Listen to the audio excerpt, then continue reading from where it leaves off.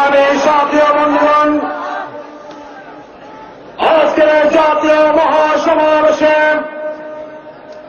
এখন বক্তব্য রাখবেন বীর সাহেব চরমনাই রহমতুল্লাহ আলাইহির সুযোগ্য সাহেব জাদা ও খলিফা, ইসলামী আন্দোলন বাংলাদেশের অন্যতম প্রেসিডিয়াম সদস্য,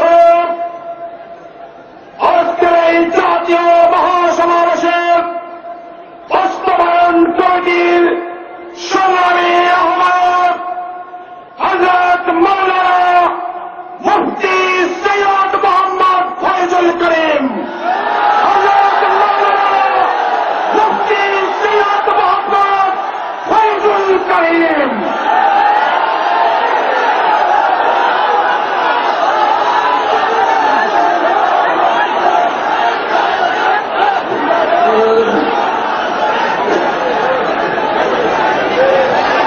السلام عليكم ورحمة الله وبركاته.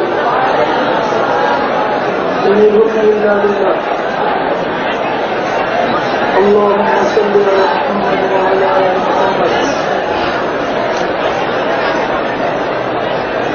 স্বল্প টাইমে আয়োজিত মহা সমাবেশের সম্মানিত সভাপতি,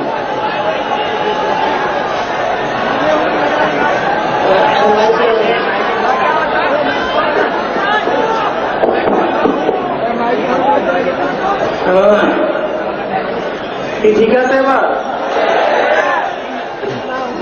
একেবারেই অল্প টাইম নিয়ে এই সমাবেশের আয়োজন করা হয়েছে, মাত্র 20 দিন সময়। আমি হিমশিম খেয়েছিলাম যে না জানি কি হয়, সমাজ বাস্তবায়ন হয় কি হয়। অনেক জায়গায় পোস্টারও পৌঁছাতে পারি নাই, লিখিতও পৌঁছে নেই, কিন্তু কোনো মাধ্যমে হয়তো বা খবর বুঝতে। কিন্তু আলহামদুলিল্লাহ জনসমাবেশে আমরা কিভাবে আশ্বস্ত হয়েছি তা জানি না, কিন্তু সরকার কিভাবে ভয় পেয়েছে এটা জানার বিষয় আছে। ভয়টার পরিমাণটা কত পর্যন্ত, কি পানি খেতে হবে নাকি খেতে হবে না? আমি ডানপন্থী বন্ধুদেরকে বলবো, বর্তমানে ডান এবং বামের সংগ্রাম শুরু হয়ে গেছে, আস্তিক নাস্তিকদের যুদ্ধ শুরু হয়ে গেছে, মুসলমান এবং বেঈমানদের আন্দোলন শুরু হয়ে গেছে। আমরা দেখছি বেঈমানরা নাস্তিকরা কিছু কিছু জায়গা দখল করে নিয়েছে ইতিমধ্যে। বিদেশি টাকার মাধ্যমে দেশের নাস্তিকরা কিছু মিডিয়া দখল করেছে, প্রশাসনের কিছু অংশ দখল করেছে, আমাদের সর্বোচ্চ আদালতেরও কিছু অংশ দখল করেছে বলে অনেক বুদ্ধিজীবীর অভিমত পেশ করতেছেন। গোলাম রব্বানি, আমি তাকে বলবো গোলাম শয়তানি। আপনি সুপ্রিম কোর্টের চিফ জাস্টিস ছিলেন, বিচারপতি ছিলেন, ওই যে আপনি ফতোয়াকে নিষিদ্ধ করেছিলেন, আপনার নাম তো গোলাম মতো নয়, নাম দিতেন গোলাম রব্বানি, কাম করতেছেন গোলাম শয়তানি। আপনি যে নিরপেক্ষ বিচার করেন নাই, বর্তমানে আপনার কাজের মাধ্যমে এটা আমাদের স্পষ্ট।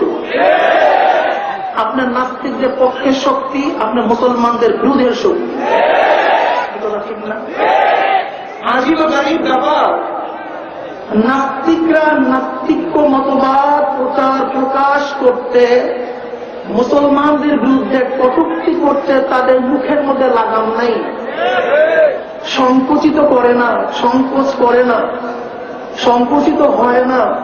অথচ ইউনিভার্সিটির সমস্ত প্রফেসররা কিন্তু নাস্তিক নয়, বিচারক সবাই কিন্তু নাস্তিক নয়, বুদ্ধিজীবী সবাই কিন্তু নাস্তিক নয়, এদেশের সংখ্যাগরিষ্ঠ মানুষ নাস্তিক নয়। কিন্তু আপনাদের মুখের মধ্যে কেন কোন আসছেন কারণ থাকি মুখ খোলেন না কেন?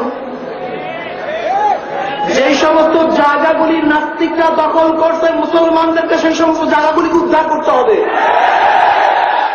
কথাবার্তা পরিষ্কার, এই দেশে হতো মুসলমান থাকবে অথবা নাস্তিকরা থাকবে। পাড়ার মানুষ এক জায়গায় বসবাস করতে পারে না,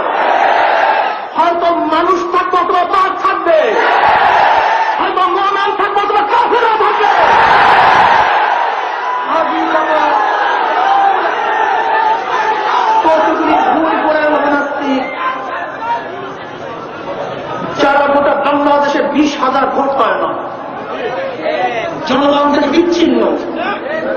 কিন্তু আওয়ামী লীগের উপরে এই পোকাগুলি, এই ইঁদুরগুলি সবার হলো কিভাবে, আমার জানার বিষয়। কথা ঠিক নয়? আমি প্রাইম মিনিস্টার শেখ হাসিনাকে বলবো, আপনি কি করতে চান? এদেশে স্বাধীন করতে গিয়ে লক্ষ লক্ষ মানুষ জীবন দিয়েছে, রক্ত দিয়েছে, কারাবরণ করেছিল, নির্যাতিত হয়েছিল।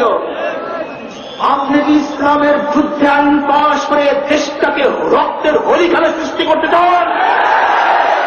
আবার মানুষের জীবনই আপনি সিনেমিক্যাল খেলতে চান?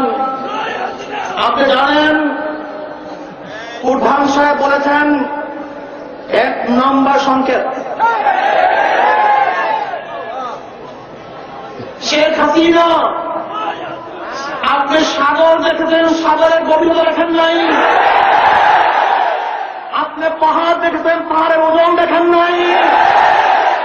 আপনি ঘুঘু দেখেছেন, ঘুঘুর ফান দেখেন নাই। আপনি পাক দেখেছেন, পাকের হুঙ্কার দেখেন নাই। আপনি মুসলমান দেখেছেন, তাদের শাহাদাত।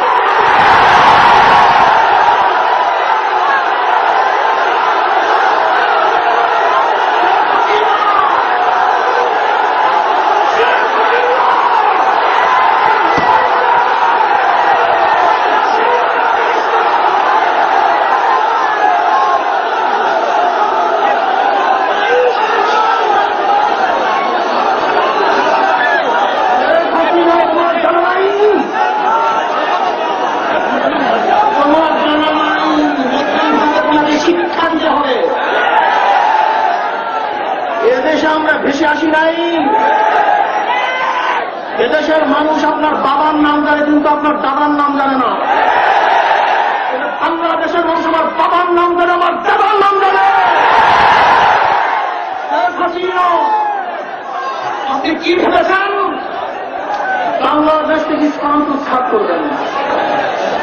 তার আগে আপনি কয়বার উৎখাত হবেন তার কোনো খবর আছে নাকি? শুধু আপনি না, গোটা সংসদ সহ বাংলাদেশের জনগণ উৎখাত করবে ইনশাআল্লাহ। নাস্তিকের গোষ্ঠী রানা চোখে মুসলমান ভয় পায় না। আমি সমস্ত বুদ্ধিজীবীদের বলবো, নাস্তিক আস্তিকটা লড়াই শুরু হয়ে গেছে। নাস্তিকরা মুখ বলছে, আস্তিকদের বিরুদ্ধে মুসলমানদের বিরুদ্ধে কথা বলতেছে। আজকাল নাস্তিকরা বোরখার বিরুদ্ধে আইন পাশ করতেছে। পারলে তোদের ক্ষমতা করে ধুতির বিরুদ্ধে আইন পাশ কর, পারলে তোদের ক্ষমতা থেকে পয়সার বিরুদ্ধে আইন পাশ কর, পারলে তোদের ক্ষমতা করে শাখার বিরুদ্ধে আইন পাশ কর। চাদুরা চাকরা ছিঁড়ে ফেলবে। তোমার ক্ষমতা থেকে কে দিয়েছে ধুতির বিরুদ্ধে আইন পাশ করা?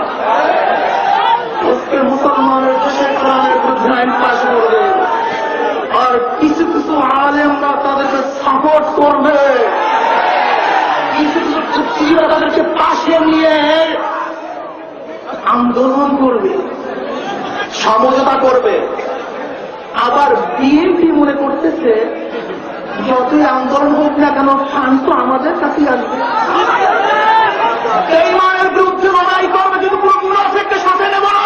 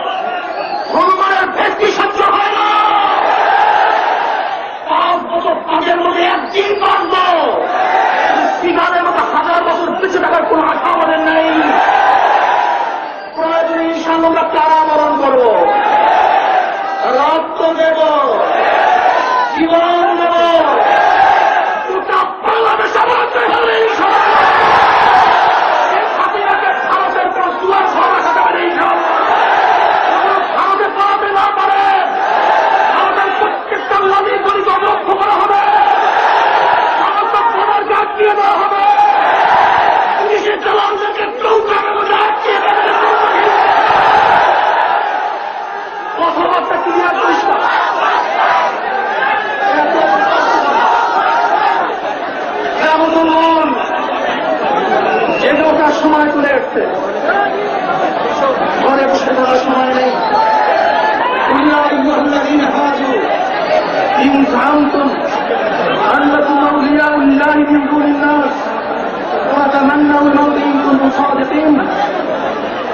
মুসলমান মরতে জানে, তারা বাঁচতে চায় না। নাস্তিকদের বিরুদ্ধে স্বতন্ত্র আইন পাশ করতে হবে, নাস্তিকদের বিরুদ্ধে স্বতন্ত্র আইন পাশ করতে হবে। নাস্তিক সম্প্রদায় ভিন্ন একটা জাতি। আমরা প্রত্যেক ধার্মিকরা আমাদের অবস্থান সম্পর্কে জানি।